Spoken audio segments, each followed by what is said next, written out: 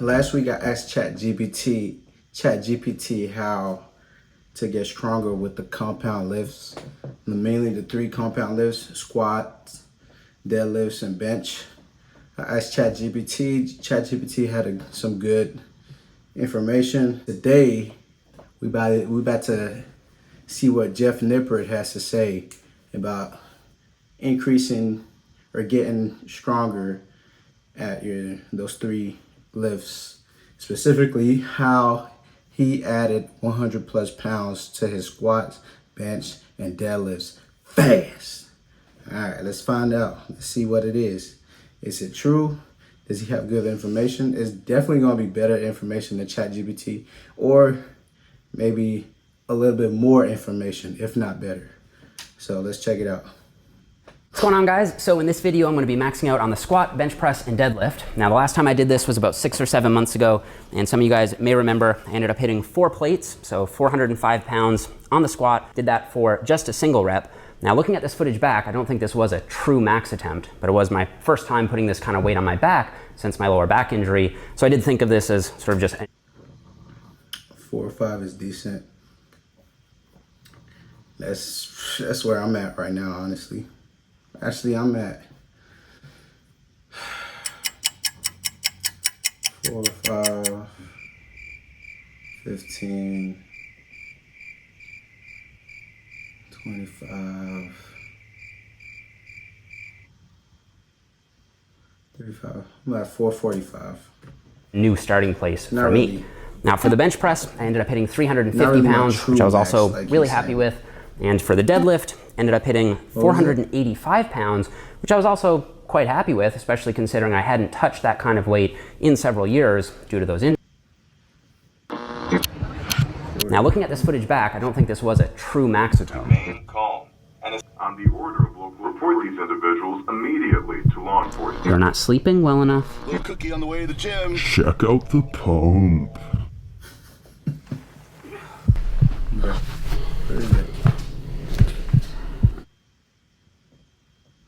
It's the Gym Pro. Got the ad. I don't have premium. I'm poor. But more revenue for Mr. Jeff Nippert. All right, skip it. According to reputable online sources, sit curls are one of the most efficient exercises. He doesn't train hard at all. If you've ever seen his drills or training. Good morning, goddammit. Good morning, goddammit. Stick to the program. Stick to the program. Little cookie on the way to the gym. It's going to be going against what's in the scientific literature. Wake up, Jeff. It's time to get big. Bro, that little intro skit was fire. That was cool. That's pretty cool how you put that in. It's very like engaging. I feel like, yeah, I'm ready to learn some stuff. I got the fun part out the way. Now let's learn something.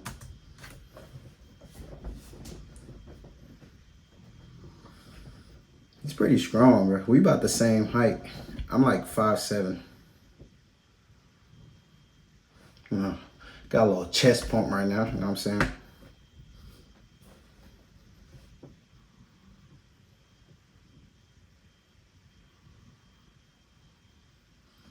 Four or 5 by 2. That's 3. 4.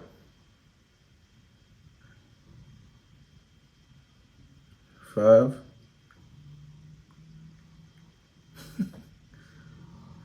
6. 4 or 5 for 6. Damn. Man. 6 reps. Damn.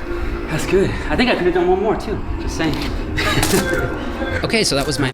So I want to know like the specific regimen, like what did he do prior to this? Like he just showed us in the beginning. It was his max. Well, I guess it wasn't his true max, but he did 4 or 5 for 1, and now he's doing 4 or 5 for 6 reps. How long ago was that? What did he do in between that? You know what I'm saying? Like, I'm trying to know. Maybe, okay, he about to explain. I max jumped squat into it, attempt. guys. So this time I got Relax. 4 plates for 6 reps, which when I plug that into a 1 rep max calculator, I get 470 pounds. Now I do find the EXRX calculator to be reliable. However, as the rep count gets higher and higher, the validity of the equations it's based on gets lower and lower. But I would say something around 470 to 480 pounds is probably an accurate 1 rep max for me right now, especially since a couple weeks ago I hit 455 pounds for a single quite easily at about an RPE of 8 or 9. And I should clarify that when I tested my maxes 6 months ago, I did it directly by working up to a single rep with something near 100% of my 1 rep max, whereas this time I took a so-called AMRAP approach where I did 90% of my estimated 1 rep max for as many reps as possible. And then using the AMRAP results, you can figure out whether you've gained. That was a lot of information, and I got low IQ, so right now my brain is scrambled. But we gonna keep watching. Or lost strength indirectly. So according to the best data on this, a true max effort set with 90% of your 1 rep max should result in about 3 reps. So if you get less than 3 reps on your AMRAP, it means that your 1 rep max is probably lower than you thought, and maybe you've lost strength. If you get more than 3 reps, it means your 1 rep max is higher than you thought, and you've probably gained strength. So since I got 6 reps, which is more than 3 reps, tells me that my squat max is probably higher than I thought, and my strength is increasing. Okay, so watching this back from a different angle, a couple things I'm looking at here. That makes sense. The first is, I think I'm doing a much better job of bracing on these reps. So when I take my big breath of air in before I descend, you can see I'm breathing deep into my gut, and the bar doesn't rise up on my back as much as it used to. I also think my depth is really good on these, so I'm getting below parallel, but I'm also not bottoming out the reps and wasting energy by just needlessly extending the range of motion. So from a strength perspective, you want your squats to be just deep enough, but not any deeper. And I think my reps do look consistent throughout this AMRAP, so my chest doesn't start caving forward, my hips don't start shooting up as my quads fatigue, and I think I'm doing a pretty good job of driving my knees out and thrusting my hips forward and using my glutes to push through that sticking point. So overall, I'm really pleased with how this set of squats went. I think it was honestly probably my best set of squats in years. Okay, now let's have a look at how my bench AMRAP went the next day. Today I'm gonna be hitting 315 pounds for as many reps as possible. So it seems like the goal is to work up to an AMRAP of your 90%. So your 90% weight, yeah. So you work up to an AMRAP to your 90% weight. And if you're doing 3 or less on your AMRAP, you're not getting stronger. You're not getting that strong as you thought you was. If you're getting 6 or 3 or more reps, you're definitely getting stronger. On the bench press, if I can get 5 or 6 reps, I'm gonna be happy. If I can get 7 or 8 reps, I'm gonna be really happy. Now Jeff, don't let your RPE get too high. Oh, this is an AMRAP test. Get out of here. Come, let's do it, man, come on.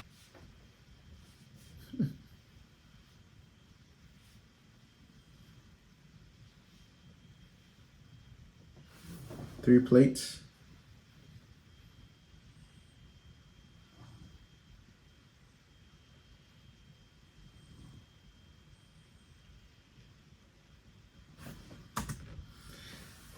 That was an interesting way to set up for that bench. You got that back down first on the bench and then feet on the bench with that, get that big arch in the back and then feet as far back as possible. I feel like I'll freaking injure my back if I did it like this. I don't know, but maybe it's something to try. You gotta experiment, see what works best.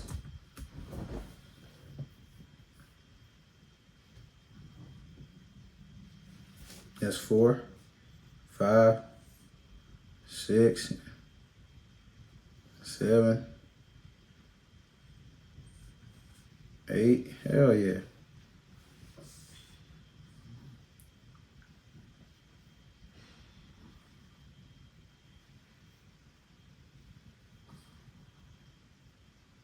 All right, so 315 for 8 reps at about an RPE of 9.5 or 10, and plugging this back into the calculator, I get a 1 rep max of 391 pounds. Now, I am a bit more skeptical of this figure because, like I said earlier, these equations can easily overshoot the higher the rep count gets. So I'd be more conservative with my max estimate here and probably say something more like 365 to 375 pounds, especially since I haven't been really training with loads quite that heavy. And the heaviest I worked up to on this program was 345 for a double, which would put me closer to around 365 pounds as a max when I plug that in. So I think my tech...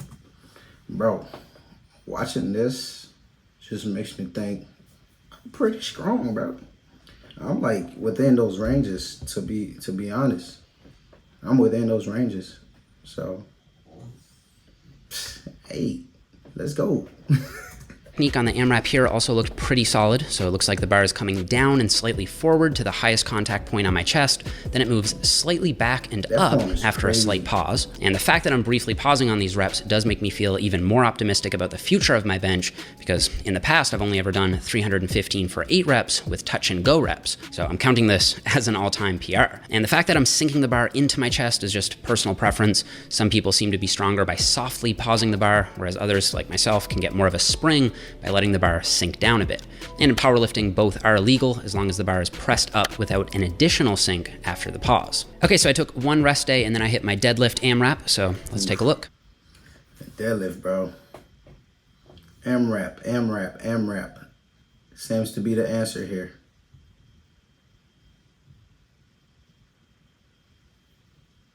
Nice.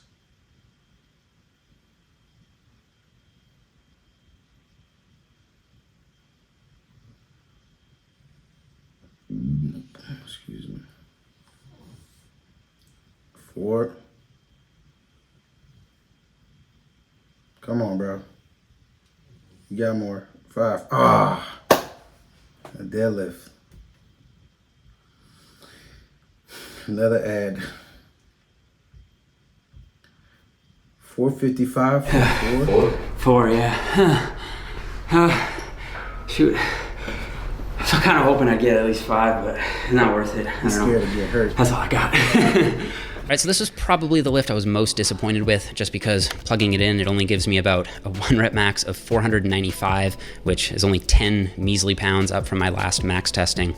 But I think what happened here was probably some combination of accumulated central or mental fatigue from the previous 2 AMRAP tests. It was like my body was capable of doing more reps, but my brain just wouldn't let my muscles do it. And I know my true deadlift 1 rep max is in fact higher than 495 because just about 2 weeks ago, I pulled 495 for 2 reps. So if I just plug that in instead, I get 509 as a 1 rep max, which I think is more realistic for me right now. So the silver lining here with the deadlift is that, well, now there's a lot more room for progress in my next training cycle. And what I want to focus on moving forward is my flexibility and mobility. I'm finding that my hamstrings and hip abductors start to feel really tight when I get into that wide sumo stance, which then causes my hip position to deviate simply because I'm finding it hard to get into a comfortable lifting position. So that's something I'm going to work on over the next few months by doing some dynamic and static stretching for my hamstrings, adductors, groin, and inner thighs just after training to make sure that sumo stance is feeling more comfortable. So I want to put all of this together with 3 key takeaways that you guys can apply to your own training if you have strength goals. All right, we're about to wrap it up with 3 key takeaways. AMRAP, AMRAP, AMRAP. Let's go. Because when I add all of that together, even going with the most conservative estimates, I've still added at least 100 pounds to my total strength in about 6 months, which at my level of advancement, I'm pretty pleased with. So how did I do that? Well, first of all, there's probably some muscle memory effect going on. I had built a high level of strength before, then I got injured, and now I'm building it back. Now, this is probably relevant to most of you right now because not everyone has access to big... Oh, damn, he's coming off an injury. I was talking smack earlier, talking about I'm strong, but bro was hurt. He was hurt. He's coming back off an injury. So he must have been a lot stronger than that before. Hey, I got some work to do.